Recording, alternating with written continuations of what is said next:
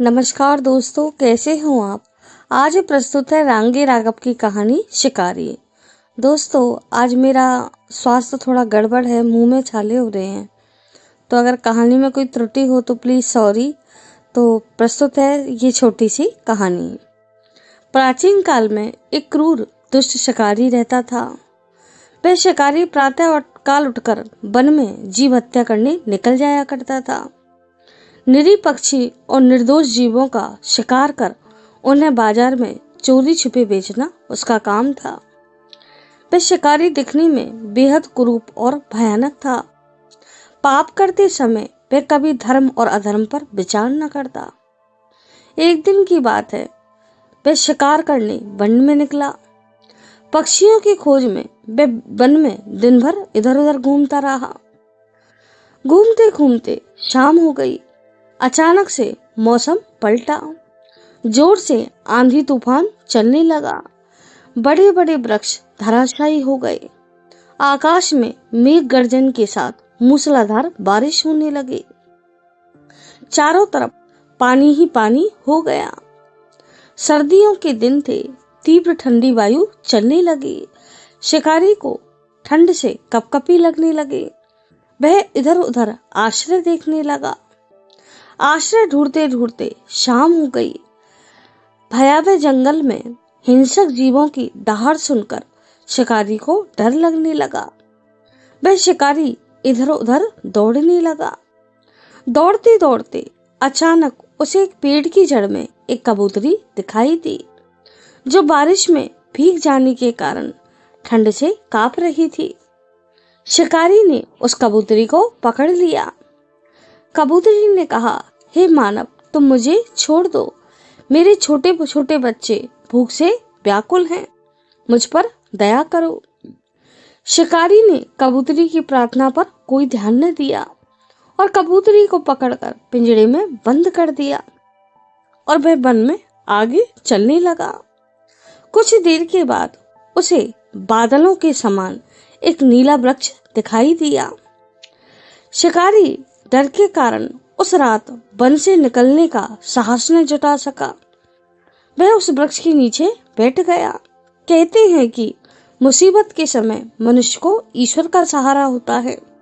वह हाथ जोड़कर बोला, हे वृक्षराज, तुम पर जो देवता रहते हैं, मैं आज उनकी शरण में हूँ, आप मेरी रक्षा करें। यह कहकर शिकारी ने पत्ते बिछाए और पेड़ के नीचे सो गया। उसी वृक्ष पर पिंजरे में बंद कबूतरी का जीवन साथी एक कबूतर रहता था। जब कबूतरी संध्या काल तक अपने घोंसले में लौटकर न आई तो उसके बच्चे भूख से व्याकुल होकर बिलबिलाने लगे। उन्हें तड़पता देखकर उसका जीवन साथी कबूतर सोचने लगा, कितनी भयानक रात है। हे विधाता, मेरी जीवन संगनी किसी विपत्ति में न हो।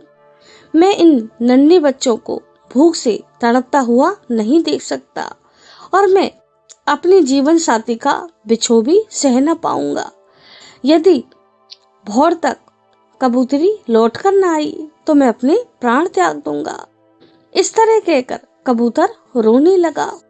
शिकारी गहरी नींद में था, परंतु कबूतरी जो पिंजरे में बैठी हुई थी, वह अपनी पति की बातों को ध्यान से सुन रही थी।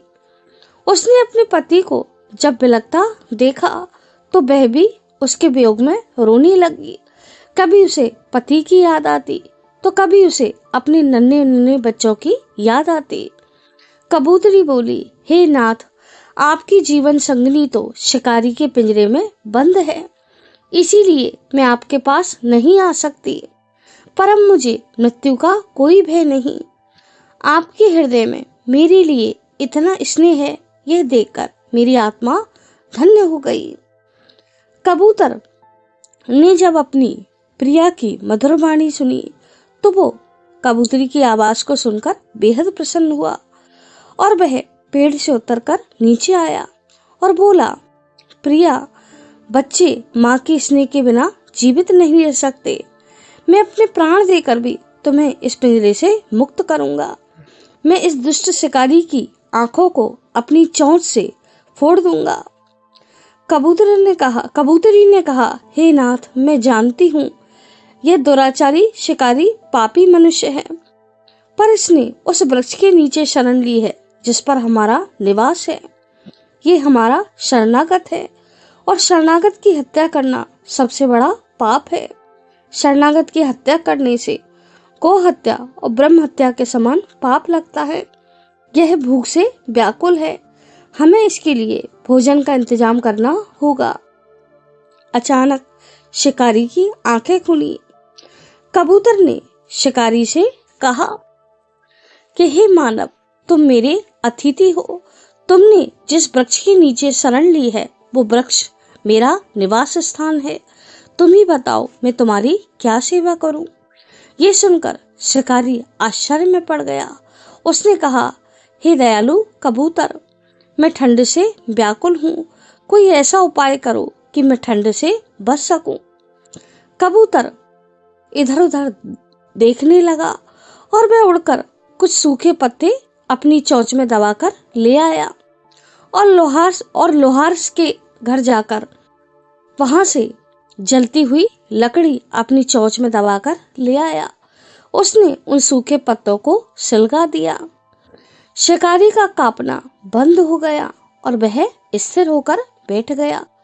कबूतर ने फिर कहा, हे अतिथि महोदय, मैं आपकी क्या सेवा करूं? शिकारी ने कहा कि हे मित्र, मैं भूख से व्याकुल हूँ, तुम मेरे लिए भोजन का इंतजाम कर दो। कबूतर ने कहा, हे मानव, मेरे पास तो भोजन की कोई वस्तु नहीं है। मेरे तो बच्चे भी भूख से व्याकुल हैं और मेरी जीवन संगिनी को तुमने अपने पिंजरे में बंद कर रखा है। परंतु तुम मेरे अतिथि हो, आपकी भूख को शांत करना मेरा धर्म है। आप मेरा मांस का भक्षण कर अपनी क्षुधा मिटाइए और मेरी जीवन संगिनी को इस पिंजरे से मुक्त कर दीजिए, जिससे मेरे बच्चे भूख से व्याकुल होकर ना मर जाएं। और यह कहकर कबूतर उस जलती हुई अग्नि में कूद गया। उस पक्षी को अपना धर्म निभाते देखकर शिकारी का हृदय भय से कांप उठा। वह सोचने लगा कि मैं मनुष्य होकर भी कितना पापी हूँ, कितना अधर्मी हूँ। मैं सदैव निरीह जीवों की हत्या करता रहा। इस कबूतर ने मेरी भूख के लिए अपने प्राण त्याग दिए। मैं इस पापी जीवन को त्यागना चाहता हूँ। शिकारी ने कबूतरी को पिंजरे से निकाल दिया। जब कबूतरी पिंजरे से बाहर निकली तो वह भी कबूतर के वियोग में विलाप करने लगी और बोली, पति के बिना स्त्री का जीवन कितना निरर्थक और अधूरा होता है। और वह विलाप करती हुई अग्नि में समा गई। उस कबूतरी के बच्चे भी भूख से व्याकुल होकर मर गए। यह देखकर शिकारी का हृदय पाप के भार से कांप उठा और वह पाप के भार से और भी दब गया। वह अपने पापी जीवन को धिक्कारते हुए बोला कि मुझे कभी भी सद्गति प्राप्त नहीं होगी। मैंने पूरे जीवन पाप ही पाप किए हैं। यदि मुझे इस पापी जीवन से मुक्त होना है तो मुझे तपस्या करनी होगी। और वह मन ही मन प्रतिज्ञा कर लेता है कि आज के बाद मैं कोई जीव हत्या नहीं करूंगा और वन में जाकर तपस्या करूंगा। शिकारी दुखी मन से वहां से चल देता है, परंतु उसी अग्नि से जिसमें कबूतर और कबूतरी जलकर नष्ट हो जाते हैं, वही अग्नि धीरे धीरे सारे वन को अपनी लपेटे में ले लेती है और चारों तरफ वन में दावाग्नि फैल जाती है और वो शिकारी पक्षी भी